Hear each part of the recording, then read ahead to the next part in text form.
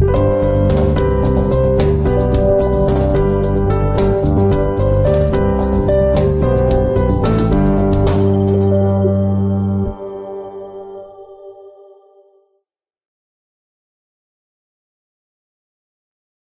you, Madam Speaker. And I would like to thank all those who contributed to the debate for their valuable comments. I'd like to thank my honorable friend for seconding the motion and for stressing the importance of us not rushing into making decisions that can prove to be costly. And of course, the Premier very aptly talked about measuring twice and cutting once. Very, very important that we get it right. I thank him for his vote of confidence in me and in the decision that I am proposing to take. I want to assure him that I will always fight for the best interests of the people of this country. He talked about the excitement and the hoopla around it. Ever since the matter was put on the agenda, everybody was out on every media talking about it, talking, for instance, about the Consumer Protection Act. Madam Speaker, I did ask for, as I said in my comments, I asked for an implementation plan or strategic plan. And the plan that I have, among other things, in terms of the Consumer Protection Act, it reads, these services will be implemented during the year 2026. In terms of the consumer protection, these services will be implemented during the year 2026. From all that I have been hearing, directly and indirectly, you would have thought that it was planned that they be implemented yesterday.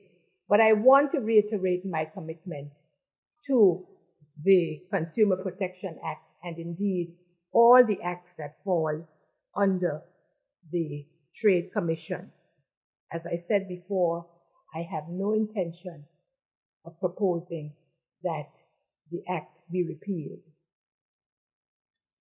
The Minister of Education made reference to the high administrative costs that are there and the fact that a stitch in time, as we all know, saves 9. I thank the Honorable Kyrima for acknowledging the board. I have the greatest of respect for the board.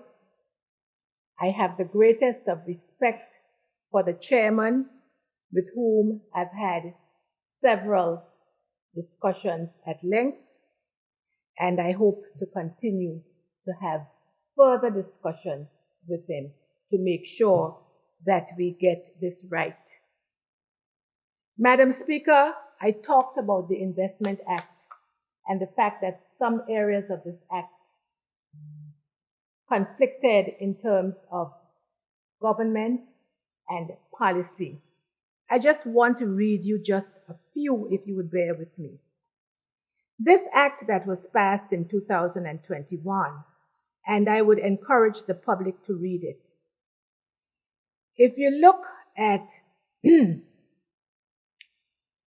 Section 6(1) of the Act, for instance,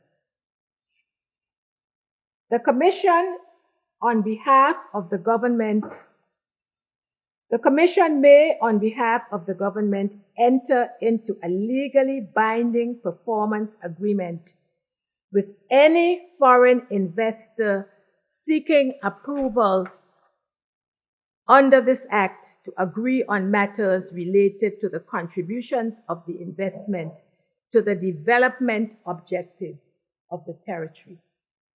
This is but one simple example. You go to 11, and I'm not going to read, Section 13.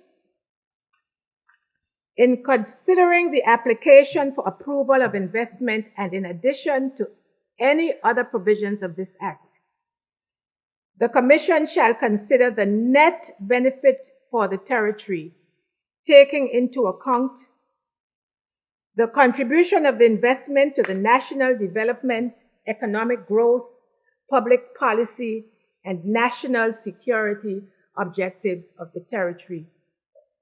The contribution of the investment to the advancement of persons who have been socially, economically, or educationally disadvantaged by past discriminatory laws and practices. And it follows in that vein. Madam Speaker, this is one of the reasons I'm suggesting that we pause and really look at the Trade Commission and the Trade Commission Act. I thank all of those who have supported me, and Madam Speaker, I am committed to the 12-month period. As I said, 12 months on the outside. I said 12 months partially because we know how fast government moves. Premier, we know how fast government moves. But we are committed to moving with all alacrity to get this Trade Commission right. Thank you, Madam